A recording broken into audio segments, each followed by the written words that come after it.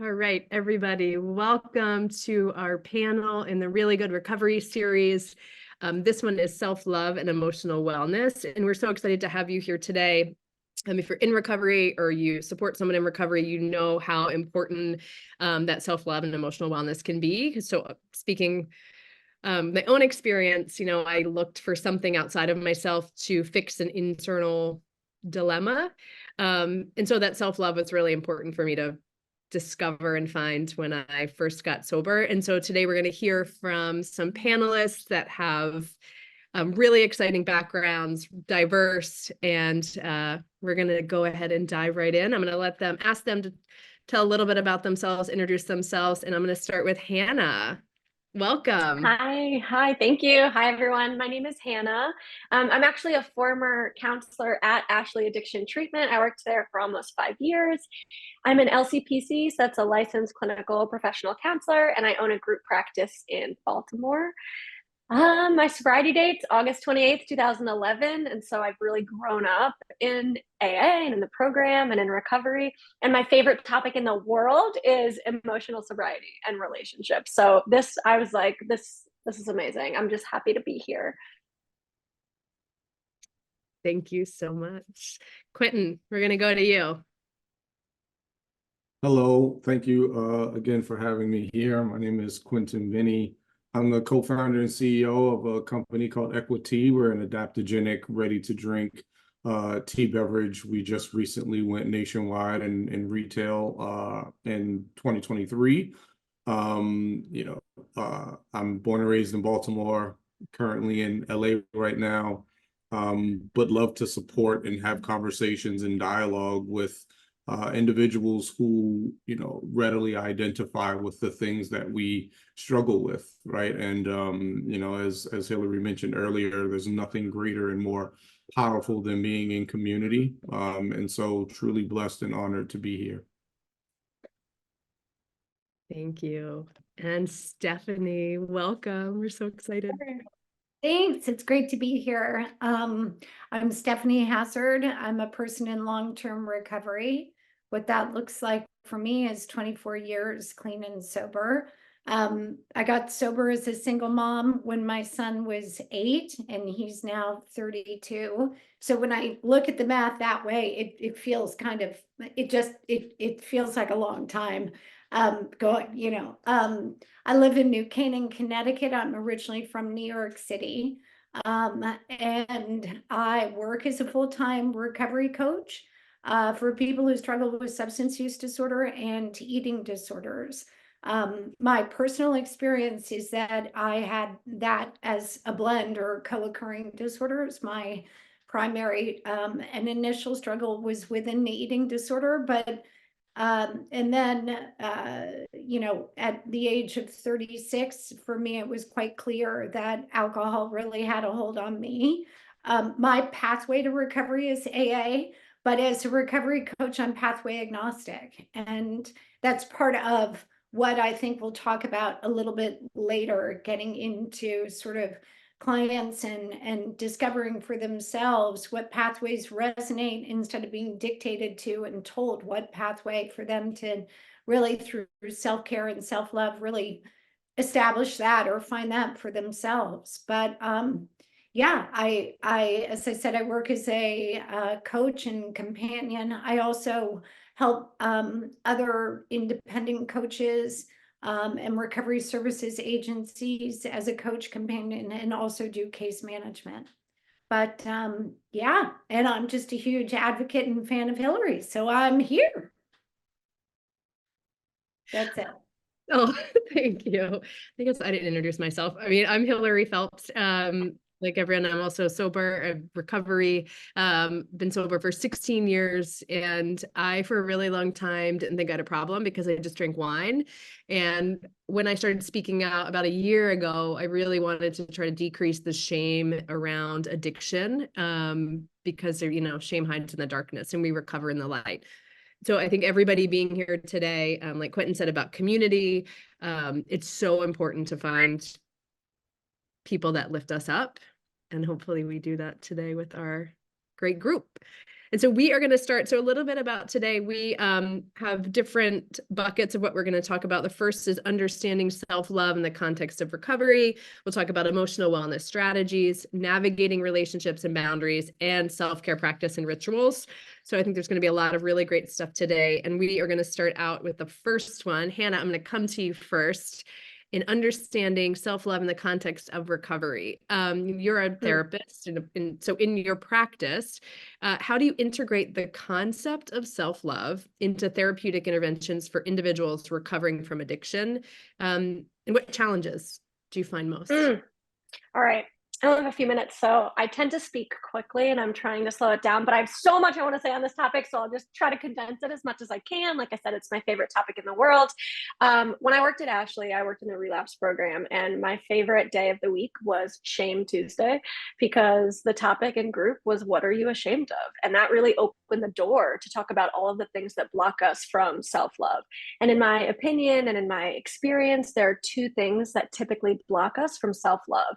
One is that we genuinely don't love ourselves, right? We haven't done esteemable things. There's things we're ashamed of. And so that cultivating self-love is difficult. But the second and much more common and a little bit more insidious is that we have been societally conditioned to believe that self-love equals unhealthy ego, and that self-love is narcissism or conceit.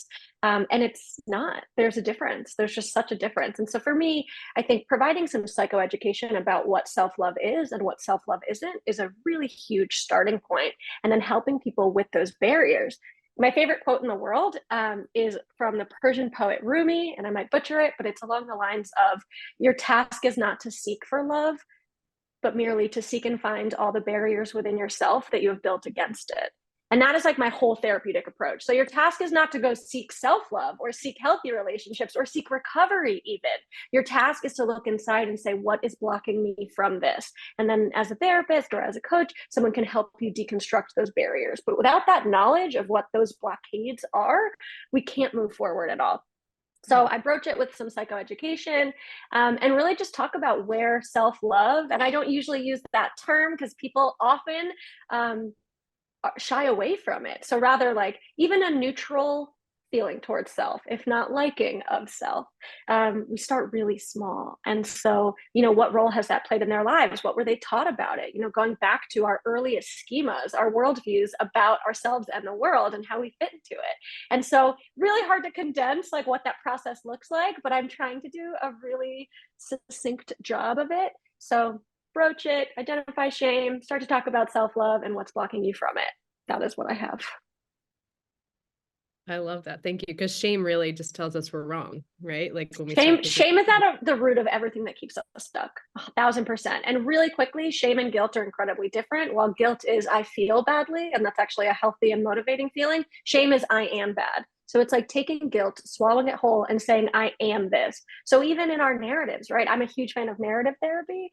Instead of, I'm bad at boundaries, something I used to say all the time, even if I just change that narrative a tiny bit to, I'm working on boundaries, or I have a pattern of not setting boundaries, it creates just a tiny bit of space for us to actually change. Because as humans, we are capable of so much growth and change at any age, contrary to popular opinion.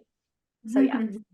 Yeah, that's so true. And we see that all the time, like I've seen this on Instagram, it's like we talk to ourselves more than anybody, and the language we use to speak says a lot if we're talking about love and anger and all those things. So thank you for that. Stephanie. Sure. Here, coming to you. Could you provide some examples or practical strategies that you teach your clients on how to foster self-love? Sure. So I would start by saying that I actually think self-love is a bit of a leap. And in other words, at first, a lot of clients in the beginning don't feel so great about themselves. So even using the term self-love, I can see my clients wince or just, I don't even, So I actually first start with self-compassion. I try to build them to self-love. So we start with, what is self-compassion? I'm a huge fan of Kristin Neff's, asking if they could practice 1 or 2 self-compassionate things a day or have self-compassion for themselves. Self-compassion, I feel they also, by going to recovery support groups or meetings, they hear other people and their struggles, they can have compassion for other people, which then enables them to have more compassion for themselves. So one of the actual strategies into having more self-compassion is going and hearing some other people talk about their struggles. And you know, I can speak from my own experience. I would be crying hearing somebody else speak their truth or share their struggle, and I had so much compassion for them. If I could only then turn that toward myself, which is where it started, then I'll take it a step further, and then we'll step into self-care. So from self-compassion, could they do something that looks or feels like self-care? What would that be? Some people, it's just actually having breakfast. Some people, it's actually really meditating or sitting, you know, in a quiet spot to just help their nervous systems relax or just calm down or come back into a parasympathetic state. But self-love, as I said, you know, that I feel is sort of an ongoing journey. And I'm just careful with the language because it's just something that I've had a lot of response or reaction to. I'm never going to get there, or I can't possibly love myself, because they also don't have, you know, there's another really important ingredient on the way to self-love, and that's self-forgiveness. So strategies, if we don't quite know how to get to self-love, could we start with self-compassion? And then we build from there. And then eventually they might actually begin, and language and how we speak with ourselves is so important. They may actually get to a place where, like, I'm actually feeling like I kind of dig myself, like I'm kind of feeling good about myself. And feeling more loving towards themselves versus taking an action that might be harmful or detrimental. Anyway, it's a big topic. Well, I know this is a huge topic, right? We're trying to boil it down into like 1 hour, but I love that. I love the idea of those progressive steps, because sometimes it might be hard to jump right into that self-love. So self-compassion and self-forgiveness is so powerful. Quentin, a pivotal moment in your recovery when you realize the importance of self-love.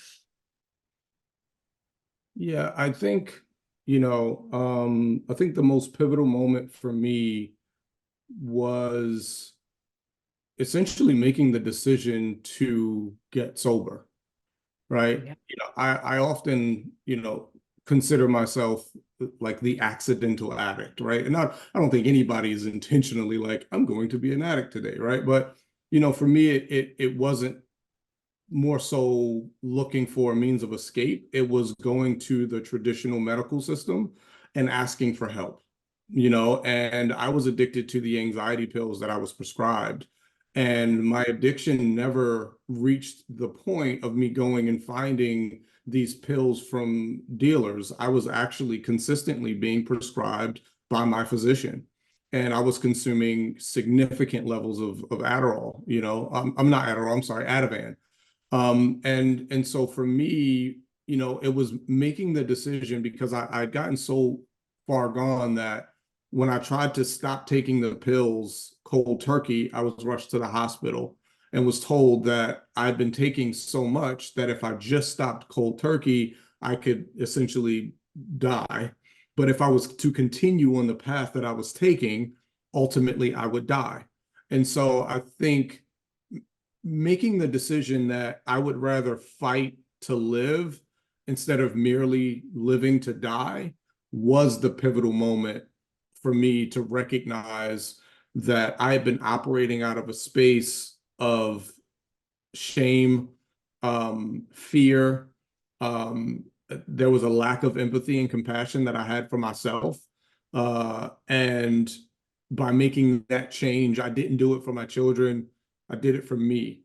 And that was, I think, the first decision that I made that was for me, which introduced me to this idea of not necessarily self-love, but giving myself permission to choose me.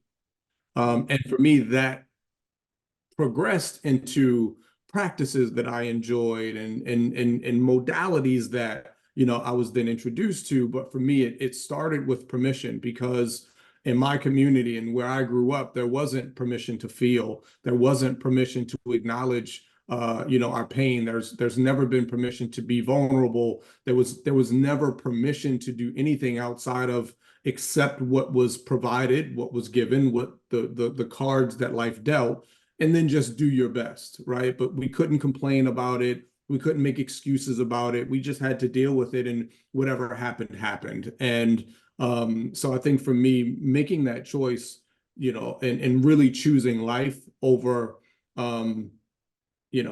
complacency was the first step for me. I love that, choosing you. And that's the greatest act of self-love. That's amazing. Okay, Hannah, so we're into emotional wellness strategies, right? So we've defined emotional love, or we've defined self-love, and we've talked about a little bit about emotional wellness. We've been into it. So now I want to hear about an example where fostering emotional resilience may have played a key role in an individual's recovery journey. How did self-love contribute to this resilience? I mean, so many patients from Ashley, so many clients from my practice are like flooding my brain right now. I purposely don't plan the questions before they're asked, which sometimes leaves me in a place that I am now, where I'm like, oh my God, so much. So I'll pull from my own experience, because that seems safe. For me, like I said, I got sober in 2011, and I was 20 years old. And in 2014, and I was doing the best I can with what I had. I didn't feel like I was unhinged or unwell. And I didn't really know, kind of like it says in Alcoholics Anonymous Big Book, like the alcoholic life was the only one I was familiar with. And so in sobriety, not having emotional sobriety was the only thing I was familiar with. And that really manifested in unmanageable relationships, emotions, etc. And so in 2015, I think I was like 4.5 years sober, I hit my lowest bottom ever, stone cold sober.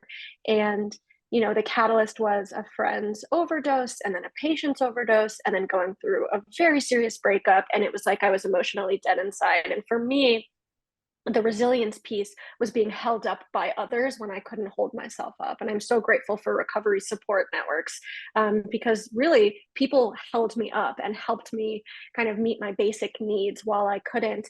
And then I stumbled upon a book by Brene Brown. And anyone who knows me and has called me baby Brene for years knows that like that darkest year of my life was really a turning point where I had to do some deep work on myself. And I thought the 12 steps, fixed me. And what I have found is that if I have a broken arm, I wouldn't go to a 12-step program to fix it. And I had a lot of emotional broken arms. And so I needed outside help and working with a therapist on traumas I didn't even know I had. And I absorbed all of Brene Brown's books and Glennon Doyle's books and podcasts and like Netflix specials. I just really absorbed everything. And it was the hardest year and darkest, but also most growth inspiring. Because I had to take a really hard look at myself. And so I loved myself to the ability that I was able to before that time. And after that, kind of coming through on the other side and continuing this process, I've always been drawn to, if I struggle with something, let me go seek something out to help me not fix it, but heal through it. So like I mentioned, I used to say I'm bad at boundaries. I've always struggled with boundaries, which is a topic for a little bit later today. And during COVID, I read a book called Set Boundaries, Find Peace, and it was life-changing. It's by Nedra Glover Tawwab, and she's incredible. And so for me, instead of just sitting back and telling myself the lie that time heals all wounds, or I have X amount of years sober, I should be fill in the blank, or I'm this age, I should be fill in the blank, instead of shoulding on myself, like the psychologist Albert Ellis says, I really started to just be intentional about the work I needed to do, and acknowledge imperfections. Brene Brown really taught me the strength in vulnerability. Last thing I'll say is that during that year in 2015, I was so emotionally bankrupt and I was suicidal at one point. And I remember thinking, I can't share this at a meeting because it's not experience, strength, and hope. And that no one ever actually said that to me. I just thought I have to share about how great everything is because I have 4+ years sober. And that's such a fallacy. And because of the Brené Brown books, I started sharing from the heart. And I found that I made such deeper connections. Loneliness that I felt, even surrounded by others, started to dissipate because I was letting people know where I was really at. And my whole life changed. My career changed. That's when I started working at Ashley, was 2015. And my journey from then on, I really think I've had like 2 rebirths, and one was getting sober, and then another was really coming to that dark place and having to do so much work both inside and outside of AA. And it's like catapulted my life.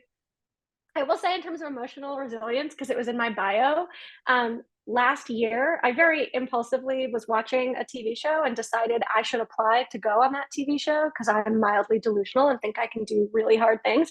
And so I applied to be on Survivor, and I got cast, and I went on Survivor, and it aired in the fall. And I am like the most hated survivor of all time because after a couple of days of starvation and no shelter, and it was just awful, I quit. And people don't like that. And I was asked to write a piece about quitting, and what sobriety has given me, and emotional resilience and wellness, is the ability to say, this doesn't serve me, I'm going to walk away from it. And so even though the internet came for me, and I am in a lot of memes about quitting, I'm so proud of what I did because I learned how to be authentic and say, this ain't it. This is not for me. And I would not have been able to do any of those things if it wasn't for this emotional self work. So yeah. I love that. And one, we had a panelist, Charlie Engel, was on, our panel before this, and he says this too. It's like, nobody's coming to save you, right? Like, we are responsible. And so kudos to you for doing what you need, because we're all responsible for our healing, right? And this is a great segue because Stephanie and I have had this conversation when you talked about some of the work you've done about recovery 2.0, recovery 3.0, recovery 4.0. Once you start, it's an ongoing process and journey.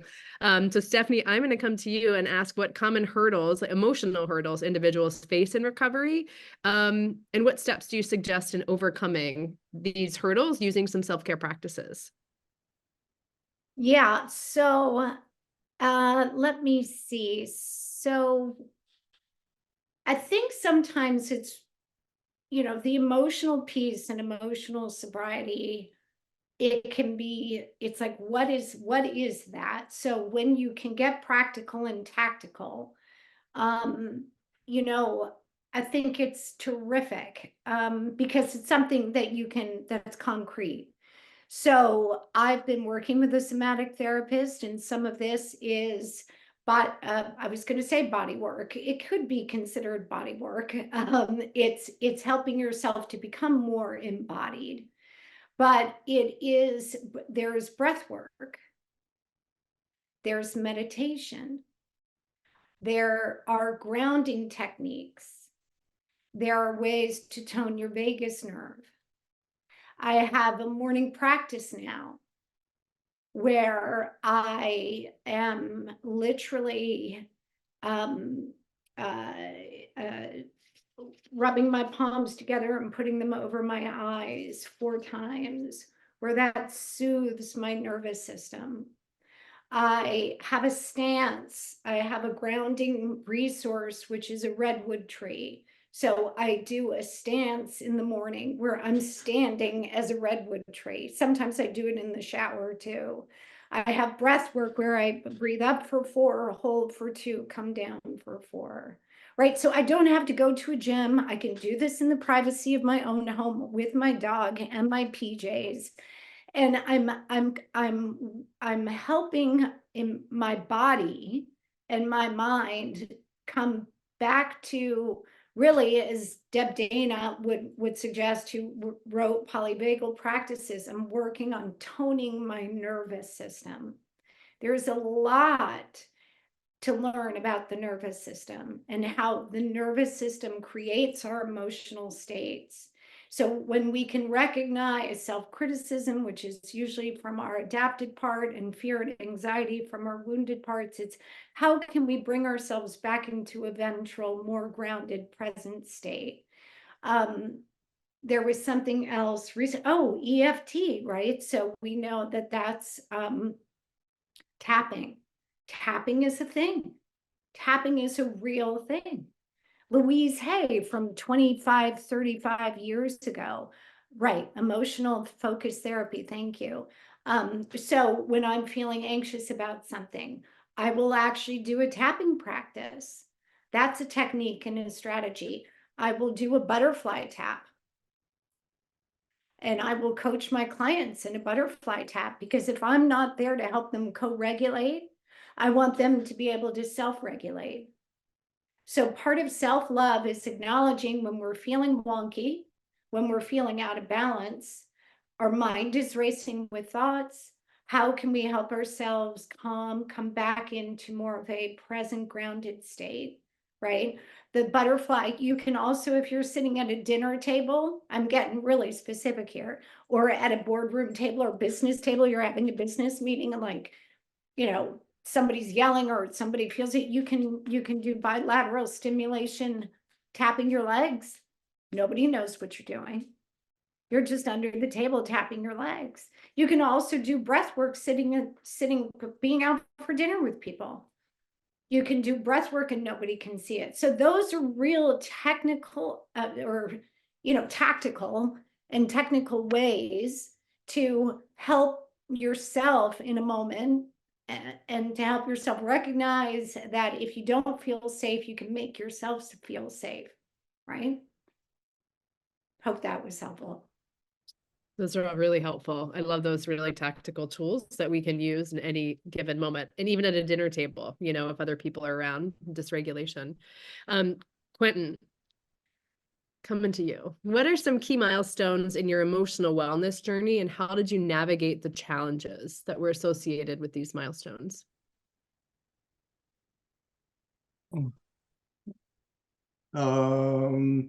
It's interesting, right? Like when I think about and often have conversations regarding emotion, it's something that I'm very it's a very new concept for me, right? Like I was born and raised in West Baltimore, one of the most difficult cities to grow up in, especially in my neighborhood. And I wasn't always allowed to have emotions, right? Outward emotions. My father, was addicted to heroin. I lost grandparents because of alcoholism. The majority of my family on both sides have, passed because of addiction. And so, growing up and seeing drug addiction as a pivotal part of my everyday, right? Whether it was inside the home, in my environment, at the corner store. I grew up on Park Heights and Wiley Avenue, right? And so it was everywhere. And so I wasn't often allowed to express emotion. I wasn't allowed to be sad. I wasn't, I was raised by a single mother, and she wanted to prepare me for how brutal life would be for a Black man, in Baltimore City. And so, I was almost trained to be emotionless. The only emotion I was really allowed to have was anger. And even that was met with contingencies. I couldn't be too angry.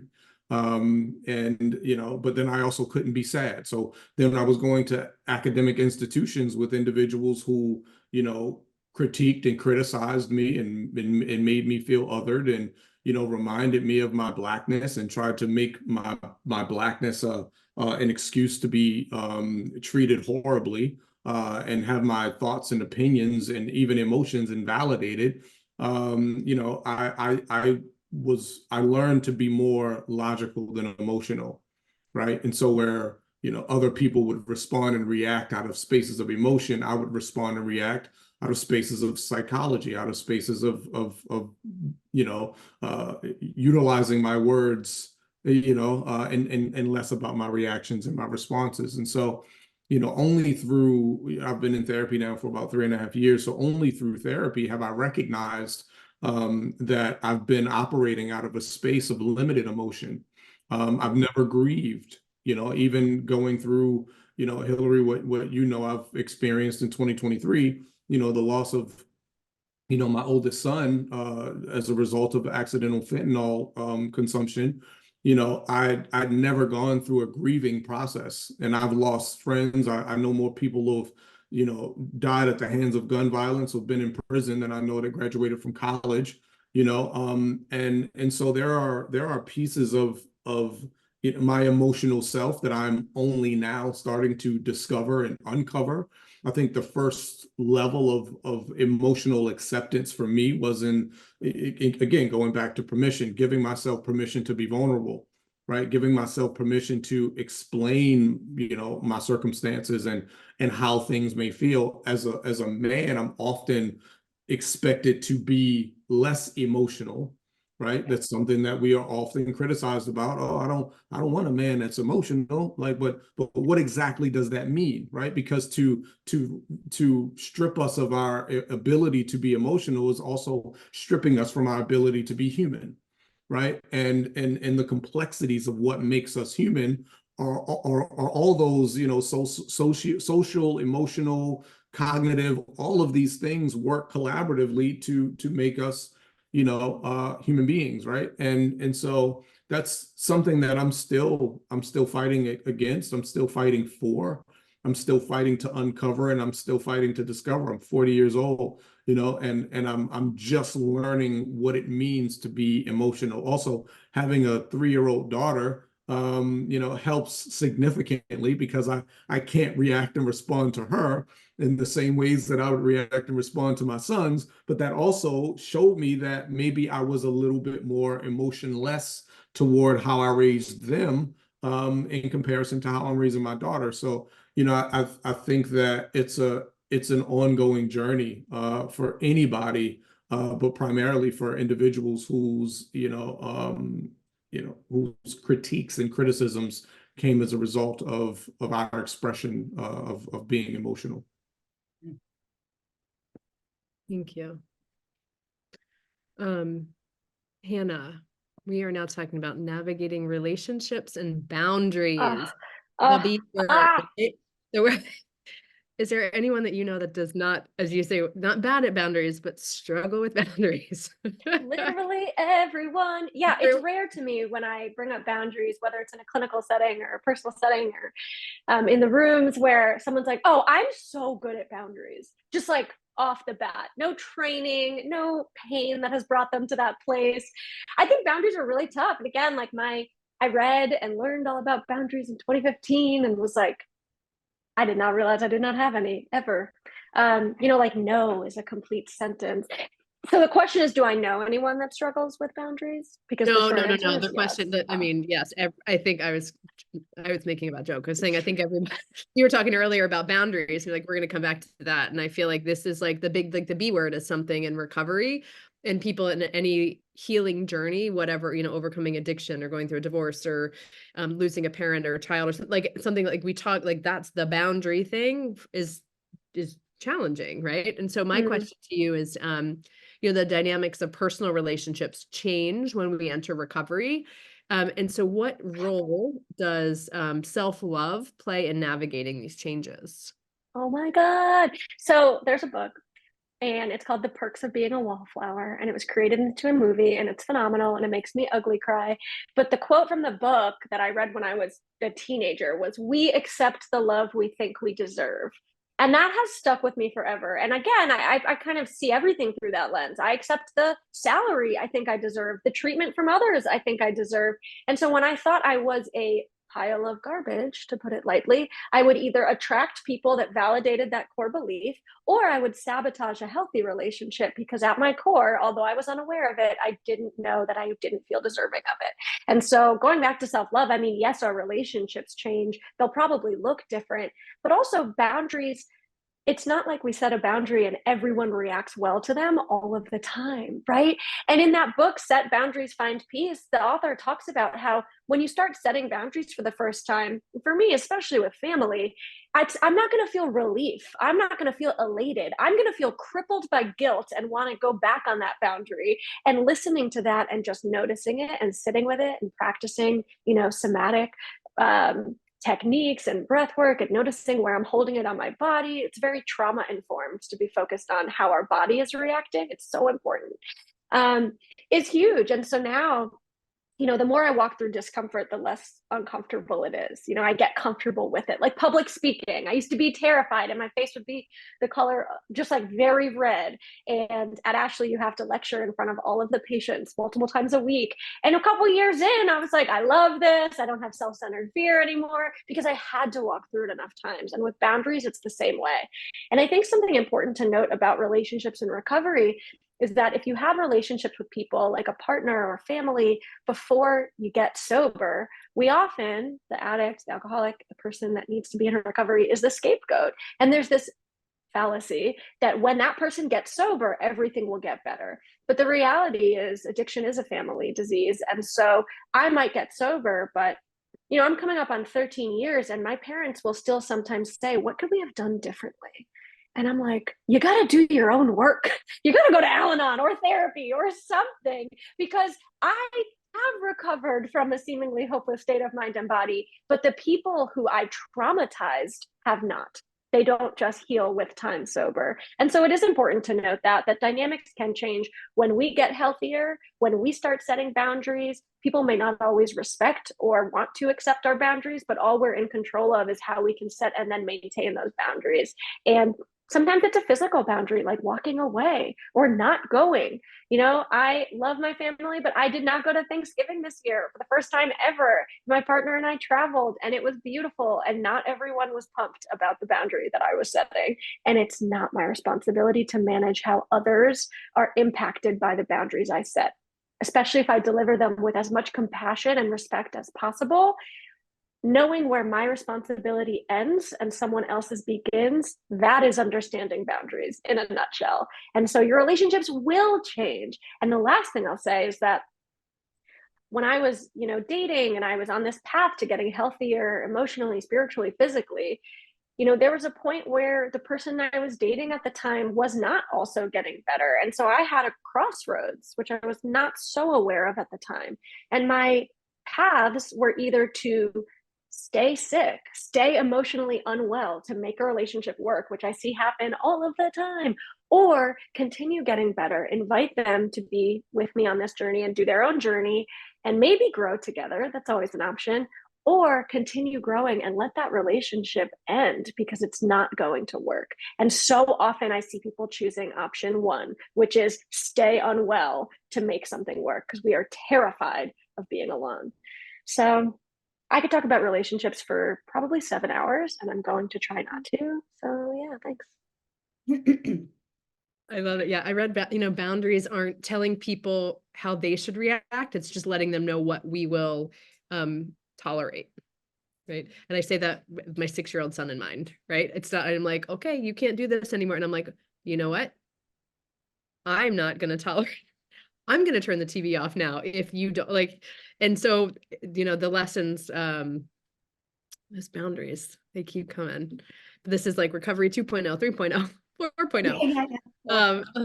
And Stephanie, so we are coming. How do you guide individuals in recovery to build and maintain relationships? How do I guide them? Okay, it's a good question because I was thinking about this. It actually starts with relationship with self. There is a reason why, and some of us, again, back to AA, why we are, it is recommended and we are advised not to start new relationships in the first year. No new relationships in the first year. I can hear it like it was yesterday. Because we are actually coming into a relationship with ourselves for the very first time. I personally, prior to recovery, I was either binging, purging, covering up, dieting, obsessing about a relationship, trying to find a way to justify drinking and or covering up a hangover. I was very busy, okay? There was no relationship with self. I was either in a relationship with an addiction or I was in a relationship and it wasn't a relationship because I took people hostage. Okay, I was hanging on to them for dear life and could not let them go because I couldn't be with myself. That was something I had to have a reckoning about. So when we talk about relationships, I'm not going to tell anybody to break up or to get a divorce or whatever, but I'm going to highlight for them that for the very first time, they are in a relationship with themselves, and that is sacred. This is sacred time to come out of hiding and to be seen for the very first time. If somebody starts dating or wants to start dating, you know, this is my experience and might go part and parcel with being an adult child of an alcoholic, but I had a lot of codependency. And for people who don't know what codependency is, there are great books, and there is a wonderful author, Melody Beattie, who's written Codependent No More and Beyond Codependency. And I must say that the program of Al-Anon really helped me discover where I began, right? So we go back to boundaries. Boundaries are where I begin.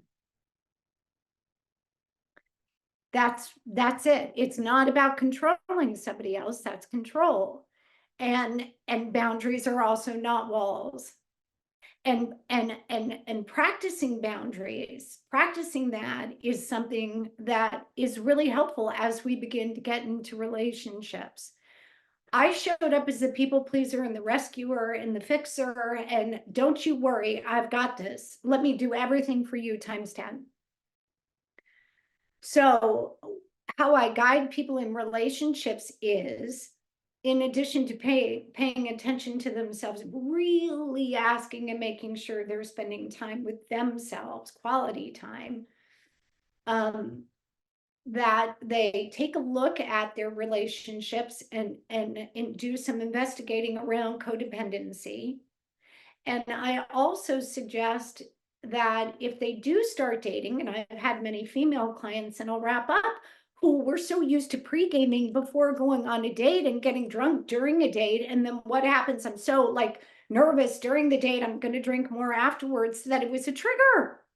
Well, that we have to make sure then that we have protocols, if you will, in place, whether they're calling the coach before they go out on the date or texting from the bathroom or when they get to make sure that through the dating process that they stay in the equation, that they are protecting their sobriety, that they are safeguarding their sobriety, right? And I also would just suggest that in relationships, if we're in recovery and we're not telling the person that we don't drink or that we're in recovery or that we're rethinking our relationship, then we're not being truthful about who we are and where we're at. So I'm not, you know, everybody has their own journey, but I would just say, walk cautiously, go slowly. Thank you. Yeah. Quentin. Hi. As a person in long-term recovery, how have relationships impacted your recovery? And what have you learned about self-love through these interactions, whether it's romantic interaction or platonic interaction or business interaction? What did these relationships taught you? Could you repeat the question? I'm I sorry. kind of freestyle a little bit there too. I know. Like, oh, this is deep. Wait a minute. So you've been in recovery, you're a person in long-term recovery. So, you know, lots of different relationships, maybe romantic or platonic or business, right? And so how have these relationships in recovery, how have they impacted your recovery? And what lessons have you learned about self-love kind of through these interactions with different people? Yeah. That, you know, that also kind of comes back to the boundary thing. Yeah, I think very similar, you know, to what Stephanie shared about how, you know, she showed up as like the people pleaser, like, you know, you need me, you got me, whatever it is, you know, whatever. I was very much the same. It was really, again, being an only child, becoming like the man of the house, figuratively, being the first person one of the first in my family to take a more natural and holistic route in life, just in general, above and beyond, recovery, but just being mindful of the things I was consuming, the things I was telling myself, understanding, separating spirituality from religion. I'd show up to cookouts with, a half a gallon of green juice while everybody else was bringing soda and Hennessy, like I've always like lived on this edge of nonconformity, right? And I was never really one to acquiesce to what societal standards determined my life and my value to be. And so though I was a people pleaser and I was often the anchor for so many people, I reached a point in my life where I was tired of it, right? Because when I was going through my addiction, nobody knew. And it wasn't that I hid it well. It was because I don't think that anyone looked at me, the one who was always strong for everybody else, in those moments being weak and needing someone else to be strong for me. And that shifted how I chose to show up, right? And so, I've been in relationships with individuals who have struggled with substance abuse. And this is in the earlier parts of my recovery, and me feeling like I got this thing under control, I can then help you. I wasn't qualified because I was too invested, I was too involved. And that caused a rift, and it almost resulted in my relapse. And so it was really moving away from the environment, the city, the state, everything, and totally separating myself from this individual, where I was actually able to look back in hindsight and say, these are the areas that I screwed up. And therefore I need to create this barrier, which I would consider to be my boundary. I need to reinforce this fence. I need to reinforce this barrier. And I need to re-engage the standards by which I'm willing to operate.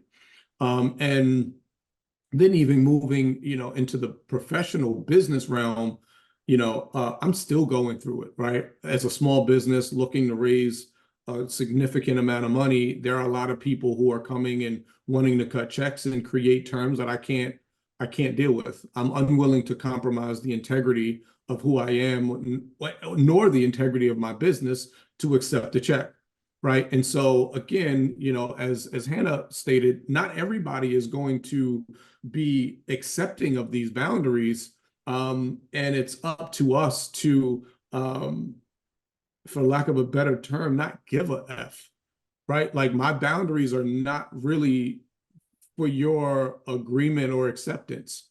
I don't care if you agree. I don't care if you accept it. I don't care how you feel. What I care about is whether or not the love you say you have for me is high enough to respect the boundary versus me having to push you beyond that line and show you that whether you agree or not, you don't have a choice, right? And so I think I got to that point where I just stopped caring so much about how my boundaries impacted everybody else, whether personally, professionally, or otherwise, and recognize that, if I'm placing a boundary and you can't accept it, then you can't accept me. And so our relationship is not predicated on an equal balance. There's no equilibrium. Our relationship is now predicated on what I can offer you. And if I can't offer whatever it is that you're asking of me, then that's grounds for some kind of issue. You're not the person that I need to be engaged with, right? If it doesn't serve me, then it harms me. And there's no middle ground for me. My trauma won't allow me to exist in the gray area. It's either, as we say in our community, either we is or we ain't. And that's just what it is. That's great. Hashtag Love that. Yeah, that was a really powerful example of boundaries. Quentin, I'm actually coming back to you for this final question. We're going to go reverse because it's about self-care, and you touched on it a little bit. And I love the green juice, and you talked about bringing the green juice to the cookouts. And so, what specific self-care practices have been most beneficial for you in your recovery, and why do you think these practices have been so effective? Yeah, it's a few. I mean, I love gardening. I mean, just going back to my ancestry, we've gotten so far away from having our feet planted in soil and in the grass and grounding ourselves and having our hands in the soil and the dirt. And no matter how much scientific evidence supports that these things naturally help reduce stress, reduce anxiety, reduce depression, all of these things, so many of us, neglect to do it, right? And so I love gardening. I think yoga and meditation are two practices that I've lived by for probably since the beginning of my recovery. Yoga was actually the first physical practice that I started to engage in during my recovery, leading then into meditation and then, fruit and vegetable juicing, but also the ritual of tea, right? Like for me, the addiction never subsides. I just find healthier things to replace it with. And so it's all behavioral for me, right? And so instead of waking up in the morning and popping 3 pills, I wake up in the morning and make a cup of tea, it still allows me to have that process and that escape. But I found other things that I could start to invest my time and energy in. And then I think the last is really getting, into my body. And I love weightlifting and I love boxing. And so, it's really just finding all of these things, whether it's, writing or poetry or painting, or I also love interior design, and so I dibble and dabble in that every now and again when I get the chance to. And so for me, it's really just, finding whatever those practices are that brings you joy, right? We're often looking for this place of happiness, and I think happiness occurs in moments, right? But I think we can create joy no matter what, right? And so I try to live in this space of finding joy in the small things, right? The waking up every day, finding gratitude in the fact that, I've been allotted another day of life. It provides me an opportunity to move in a positive direction, and do the things that I love every day. I hope that answers your question. Yeah, I mean, that was great, right? It's about the rituals. Like our ritual used to be addiction and substances, and now replacing those rituals, right, with different things like tea and gardening. So we have about 3 minutes. I'm going to ask you both a quick question, and then we have some Q&A. So if the audience does have any questions that they want to ask our panelists, drop those in, and we'll get to those. But Stephanie, how do you help individuals in recovery create a self-care routine? Oh, that's I start by asking the question, what brings you joy? What rings your chimes? We start from there. And they light up when they're like, what rings my child? It just makes them sort of feel effervescent on the inside. So I'll have them get super specific and make like a list. Could be 3 things, could be 5 things, and then make that actionable, because it's in the practice of the self-care. I find that sometimes like we can pay self-care lip service, but we're, as Quentin said, we're practicing new behaviors. Self-care is a practice. Self-care is a new muscle.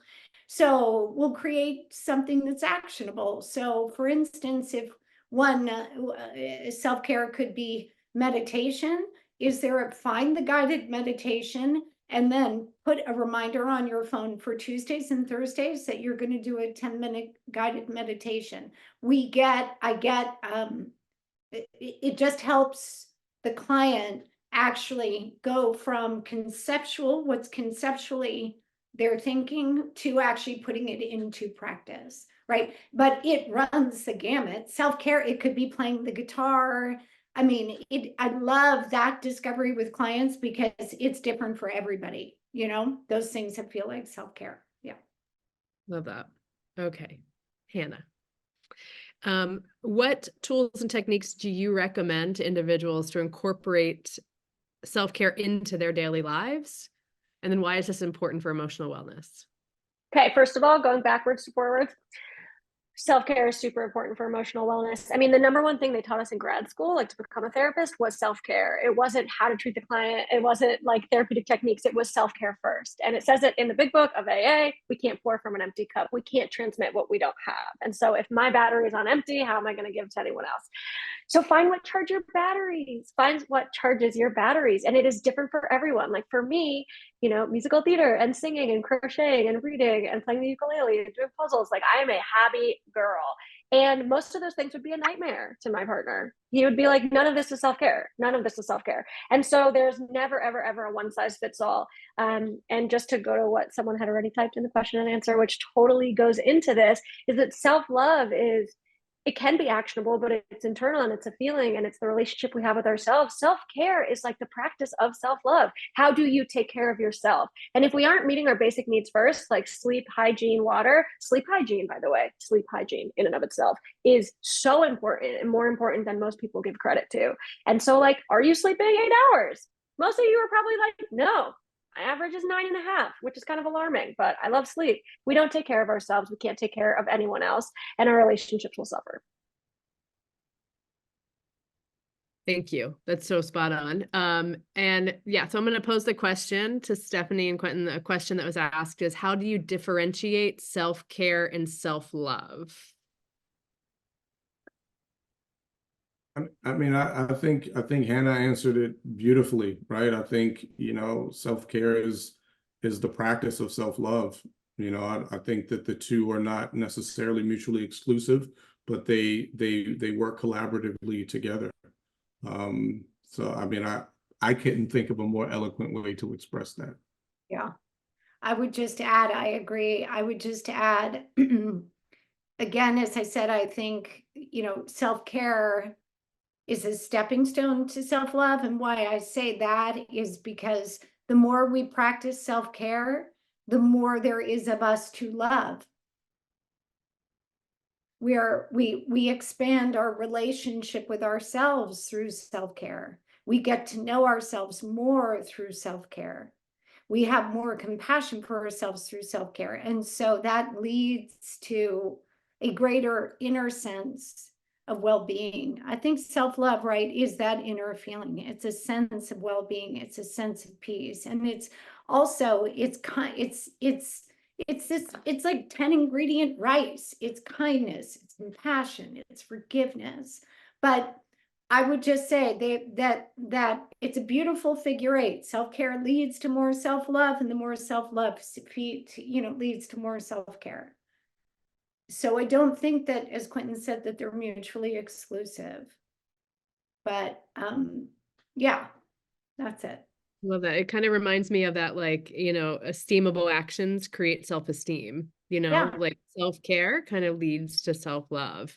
Is what that was brought up for me. So Can I say one thing really quickly as we're wrapping up? Just a shameless plug, because there are so many things I want to like cite, and I mentioned so many books. So I'm going to put in the chat on our practice website, there's a tools and resources pages, and it's really just like all my favorite books, and they're in categories like spirituality, emotional health, relationships with others, etc. So I'm going to put that in the chat. Great. And then any last minute advice, any exciting projects that you guys have coming up that we want to share? I'd love to share with the panelists. Recovery tips, fun projects. Okay. I don't really have any fun projects. I'm just running Equity day to day. You might catch me at one of our retailers, you know, having engaging conversations. But for me, I think the last thing I'll end off with is, for me personally, prayer works. God is real, and you are capable. And those are the three things that I remind myself of personally every day. And so I want to remind anyone who's listening of those three keys. Those are the things that keep me on par and on path. Thank you, Quentin. That was beautiful. Thank you, Quentin. That's beautiful. Yeah. I think in my recovery journey, prayer and meditation improves the conscious contact with my higher power. Meditation, I've always, I've heard prayer is petitioning, meditation is listening. meditation really does strengthen a sense of well-being. And so in addition to prayer, I would say important sidecar for me in my recovery is meditation. Yeah. Yeah. So I would go prayer with a side of meditation. I love that. And I've heard that too. Prayer is asking and meditation is listening. So Yeah. those are all really helpful tips. You guys, this has been so incredible. My cup is full. Talk about it, can't pour from an empty cup after all of these tips. Emotional wellness, self-love, recovery. If any of the panelists have any questions, please reach out to any of us. We are all open with our recovery and willing to help. And so if you're struggling or know someone that is, please don't hesitate to reach out. We're here for whatever you need. Thank you guys for joining us in this really good recovery series. Thank you to our panelists. Could not have asked for a better group of people for this conversation. So thank you so much. Thank you. Thanks, Hillary. It's been great. Yeah. Thanks. And Quentin and Hannah, Thank you so much. It's a pleasure to meet you. I hope we all can stay in contact. This is awesome. Yeah, thank you. All the attendees. Yeah. Thank All the you. attendees will get the email. All right. Thank you, everyone.